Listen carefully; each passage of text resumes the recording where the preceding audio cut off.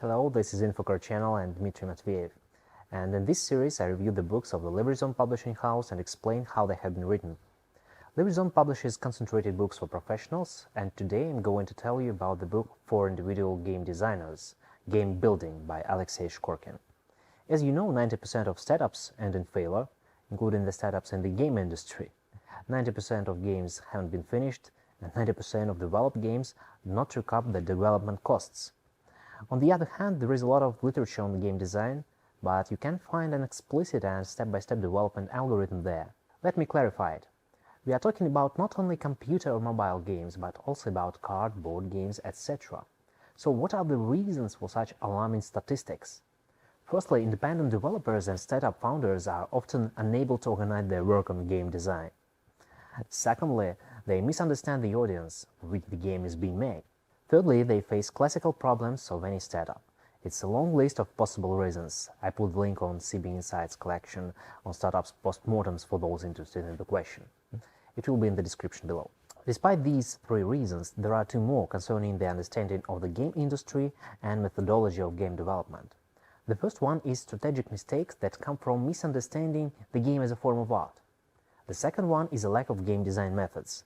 So the author aimed to overcome these last difficulties, and he started the work by collecting the precedents, which, as we already mentioned before, is a must. Mostly good precedents came from the analysis of digital games because they are convenient to study. To do this, one should play the game and reveal causal links that make up the game's mechanism. To know more about causal links, watch the video, link will be in the description. It's not only the job. Another source of precedents was literature about game design and professional game reviews. It was also quite useful. The least valuable sources were interviews, popular articles, and reports at conferences, just because they were written for a wide audience. As a result, the author collected more than 1,000 examples and about the same amount on related topics such as film screenwriting, gamification, etc. The next step is to arrange the examples into the model. The model should turn the collected data into a manual for a game designer. The model must be intended to create games rather than describe their mechanisms. And here we shall remember the task-centered approach discussed in one of the previous videos. This approach was a guide in building the model. As a result, the game in the book is presented as a list of tasks. Pick up the setting, balance the characters' characteristics, express their gaming experience through their selecting mechanics, etc. What is more, there is an exact sequence of performing the tasks. The author brought out their sequence by introducing the game's layers. There are 3 of them, and each one has some different tasks. The first one, the game mechanics, the second, the setting, and the third, the layout and the artwork. Thus, the game's rules and game's mechanics are developed first. What are the basic mechanics in shooters? Aiming and clicking. This mechanic statement certainly requires additional details and can be turned into a whole class of games. Surprisingly, the same mechanics underlies hunting. So the mechanics are universal and fundamental elements of the game. The game experience depends on them. Game mechanics define the interaction between the player and the game as a system. Obviously, the game can have basic mechanics and many additional rules governing the player's possible actions and fixing the balance.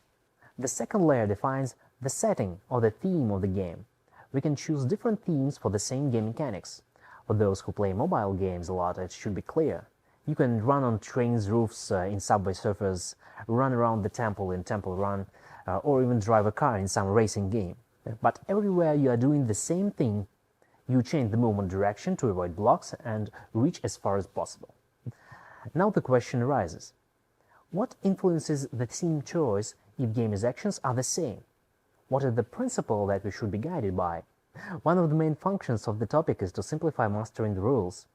The theme should help the player to understand possible actions intuitively. For example, in chess, a pawn can capture an opponent's piece on a square diagonally in front of it.